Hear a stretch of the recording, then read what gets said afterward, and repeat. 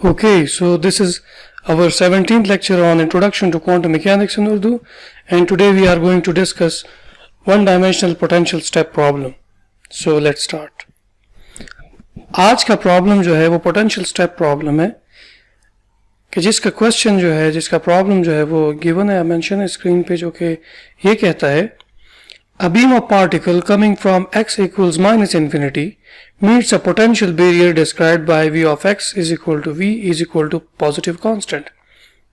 Means a beam of particle जो है वो लेफ्ट साइड से माइनस इन्फिनिटी से राइट साइड पॉजिटिव इन्फिनिटी की तरफ मूव करते हैं, तो जैसे ही x इज इक्वल टू 0 की वैल्यू रीच करती है तो आप पहुंच जाते हैं वो पार्टिकल्स, तो वहां पे वो इनकाउंटर करते हैं पॉजिटिव कांस्टेंट पोटेंशियल को along x axis. v of x is equal to v is equal to positive constant means x की खास value that is x is equal to 0 पे पोटेंशियल एक कांस्टेंट पोटेंशियल वैल्यू है और उसके बाद b potential constant. सही है. और यहाँ पे बीम ऑफ पार्टिकल्स की जो एनर्जी है, जो E है, वो लाई करती है 0 से लेके v तक, लेकिन 0 इंक्लूडेड नहीं है, v भी इंक्लूडेड नहीं, मीन्स 0 से ज़्यादा v से कम है. अब क्वेश्चन ये है, find the wave function for x is less than 0, means x की वैल्यू 0 से कम हो और x की वैल्यू 0 से ज़्यादा हो, इनके लिए वेव फंक्शन लिखना है. मीन्स हमारा जो ग्राफ है वो आप देख सकते हैं, ये जो ग्राफ है ये दो रीजन्स पे मुश्तमिल है. x इज इक्वल टू 0 पे के लेफ्ट साइड पे जो रीजन 1 है, x इक्वल 0 के राइट साइड पे जो रीजन 2 है. ठीक है, यहाँ पे दोनों के लिए वेव फंक्शन लिखना है और लास्ट में इस बैरियर को इनकाउंटर करने के बाद इस बीम ऑफ पार्टिकल्स की ट्रांसमिशन कोफिशिएंट्स और रिफ्लेक्शन कोफिशिएंट इस पोटेंशियल के अंडर में फाइंड आउट करना है. So let's start. तो इस प्रॉब्लम को डिस्कस करने स्टार्ट करने से पहले, सॉल्व करने से पहले आपको मैं बताता चलूँ, x इक्वल टू 0 पे इस खास वैल्यू पे यहाँ पे पोटेंशियल की खास वैल्यू राइज होती है जो कि v ऑफ x है, पॉजिटिव कांस्टेंट है, जो आगे प्लस इन्फिनिटी चले जा रही है. और यहाँ पे ये जो डैश लाइन है, ये डैश लाइन बेसिकली एनर्जी है पार्टिकल की. ये जो डैश लाइन है ये एनर्जी है और ये एनर्जी आप देख सकते हैं इस पोटेंशियल v से नीचे है. तो इसका मतलब है कि पॉजिटिव रीजन में पोटेंशियल है, नेगेटिव रीजन में यानी लेफ्ट रीजन में पोटेंशियल नहीं है, तो ये 0 है. जबकि एनर्जी पार्टिकल की है, वो बीम ऑफ पार्टिकल्स आ रहे हैं लेफ्ट साइड से राइट की तरफ, तो यहाँ पे एनर्जी जो है वो पोटेंशियल से ज़्यादा है. और राइट रीजन में पार्टिकल की एनर्जी की जो पीक है वो ये है, वो हाइट की हाइट यहाँ से ये है 0 से, जबकि पोटेंशियल की हाइट ये है. डैश लाइन एनर्जी की है और सॉलिड लाइन पोटेंशियल की है, तो इधर एनर्जी जो है वो पोटेंशियल से कम है. सो हम दो रीजन्स में डिवाइड करते हैं, रीजन 1 और रीजन 2. रीजन 1 में पोटेंशियल एनर्जी 0 है और रीजन 2 में पोटेंशियल एनर्जी ज़्यादा है v से, जो कि पॉजिटिव कांस्टेंट है. सो सबसे पहले हम रीजन 1 को डिस्कस करेंगे.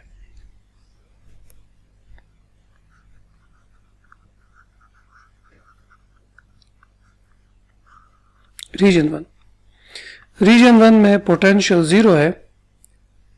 रीजन 1 में पोटेंशियल 0 है. सो E जो है वो ग्रेटर है v से, ग्रेटर है. तो यहाँ पे सोल्यूशन जो होगा वो प्लेन वेव सोल्यूशन हो.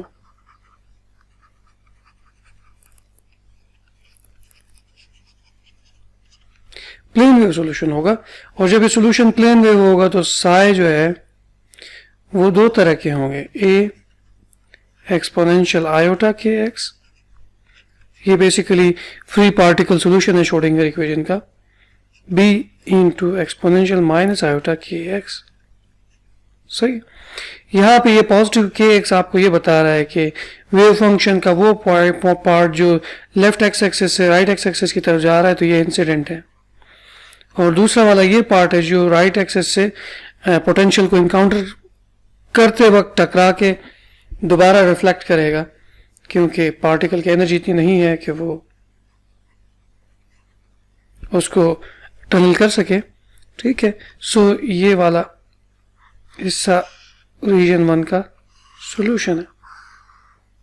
This is equation number 1. सही हो गया, ये रीजन 1 का सॉल्यूशन है.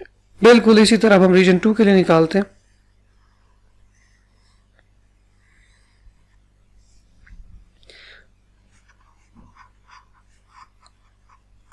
रीजन 2 में आप देखा है कि जो एनर्जी है वो लाई करती है 0 से लेके v के दरमियान. तो 0 से e ज़्यादा, e से v ज़्यादा है, तो मैं कह सकता हूँ 0 से v माइनस ई ज़्यादा, यानी v माइनस ई जो है वो ग्रेटर देन 0 है एंड v माइनस ई जो है वो पॉजिटिव है। क्या है? पॉजिटिव है। अब जब v माइनस ई पॉजिटिव है तो हम लिखते हैं श्रोडिंगर इक्वेशन को।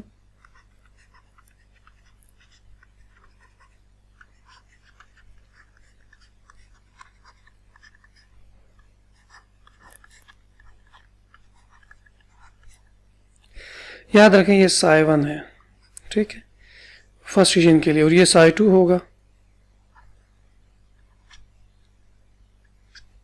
ठीक है, और minus h cut square over 2m del square psi2 divide by dx plus v minus e psi2 equal 0, ठीक है। इस इक्वेशन को 2m over h cut square minus 2m over h cut square से multiply करें तो ये बनेगा d square psi2 by dx square minus 2m divide by h cut square v minus e. ये एक श्रोडिंगर इक्वेशन है, ये एक डिफरेंशियल इक्वेशन है। इस पार्ट को मैं बीटा लेट करता हूँ। क्या? बीटा लेट करता हूँ। तो अगर मैं बीटा लेट करता हूँ देखें क्या होता है।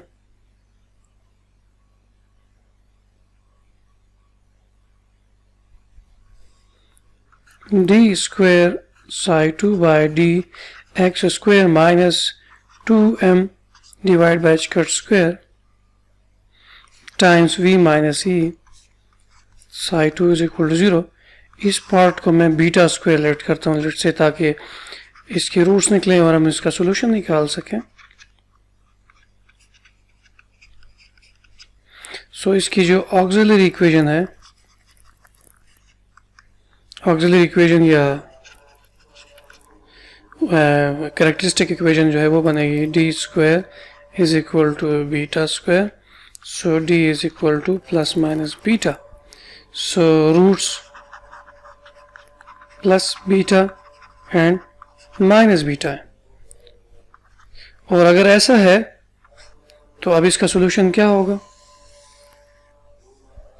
psi2 is equal to c exponential minus beta x plus t exponential beta x. अब आप देख सकते हैं इस वेव फंक्शन को कि ये वाला पार्ट जो है ये एक्सपोनेंशियली इंक्रीजिंग फंक्शन है और ये ब्लो अप कर जाता है when x goes to infinity, this blows up, ठीक है। सो हम इसको डिस्कार्ड करेंगे और psi2 क्या है, वो बेसिकली पोटेंशियल बैरियर को इनकाउंटर करने के बाद जो सॉल्यूशन जा रहा है आगे वो सॉल्यूशन है। तो ये psi ट्रांसमिटेड है c exponential minus beta x, सही है। सो ये बेसिकली क्या है, उस पोटेंशियल को, कांस्टेंट पॉजिटिव पोटेंशियल को x इज इक्वल टू 0 पे इनकाउंटर करने के बाद वेव फंक्शन जो है वो एक्सपोनेंशियली डीके कर रहा है, क्योंकि पार्टिकल की एनर्जी पोटेंशियल के की वैल्यू से के से ज़्यादा या उसके बराबर नहीं है बल्कि कम है।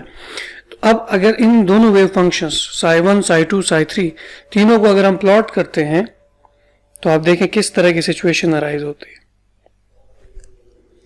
कि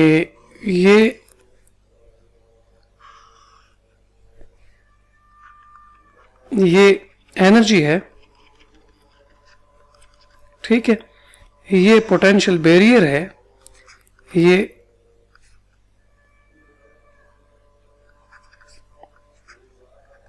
कांस्टेंट है पॉजिटिव। तो अगर आप एज्यूम करें कि जो इंसिडेंट वेव है psi1 जो है जिसमें दो पार्ट्स हैं, psi incident plus psi reflected, तो अगर वो इस तरह की सिचुएशन है, ये इंसिडेंट है और फर्स्ट करें ये रिफ्लेक्टेड है, तो ये वाला पार्ट क्या है, ये वाला पार्ट बेसिकली यहाँ पे है जो कि एक्सपोनेंशियली डीके कर रहा है, ठीक है।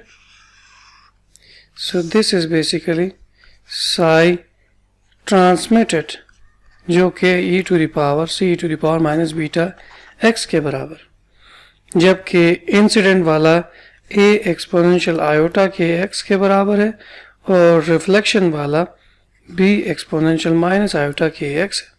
अब आप देख सकते हैं कि ये तीन सॉल्यूशंस बेसिकली तीन पार्ट्स को कॉरस्पॉन्ड कर रहे हैं कि जब beam of particles minus infinity से प्लस इन्फिनिटी की तरफ आए, जब तक उन्होंने ओरिजिन पे और ओरिजिन के बाद कोई पोटेंशियल इनकाउंटर नहीं किया तो उनका सोल्यूशन प्लेन वेव सोल्यूशन था। उसको मैंने साइन वेव या कोसाइन वेव की शक्ल में लिखा। लेकिन जिस लम्हे वो पोटेंशियल से को इनकाउंटर करते हैं, बैरियर को इनकाउंटर करते हैं, तो उधर के बाद कुछ रिफ्लेक्ट हो गए, कुछ ट्रांसमिट इंसिडेंट होने के बाद इंसिडेंट वेव जो है वो ट्रांसफॉर्म हो गई एक्सपोनेंशियली डिकेइंग फंक्शन में, ट्रांसमिटेड वेव में, ठीक है। तो इसका मतलब ये कि ये पार्टिकल ज़्यादा दूर तक नहीं जा पाएगा। क्यों? क्योंकि जिस लम्हे इसने पोटेंशियल इनकाउंटर किया, पोटेंशियल इनकाउंटर करने की मद में उनकी एनर्जी है जो है काइनेटिक एनर्जी कम होती। ये तो नहीं कहेंगे काइनेटिक एनर्जी कम होगी क्योंकि क्वांटम मैकेनिकल सिस्टम है, तो हम इतनी आसानी से क्लासिकली ट्रीट नहीं कर सकते। हाँ, आप कह सकते हो कि इसका वेव फंक्शन डीके करेगा तो इसके पाए जाने की प्रोबेबिलिटी कम होती जाएगी। मीन्स ट्रांसमिटेड वेव फंक्शन की में पार्टिकल के पाए जाने की प्रोबेबिलिटी भी अगेन ज़्यादा से ज़्यादा ओरिजिन के करीब होगी, सेकेंड रीजन में। किस में? सेकेंड रीजन में। फर्स्ट रीजन में नहीं, सेकेंड रीजन की हम बात करें, ठीक है। So this is basically the first part of this problem जो कि हमने सॉल्व कर दिया। Find a wave function for x is less than 0 and x is greater than 0। So अब दूसरी वीडियो में हम transmission and reflection coefficient calculate करेंगे। So thanks for watching, up till next video, bye bye.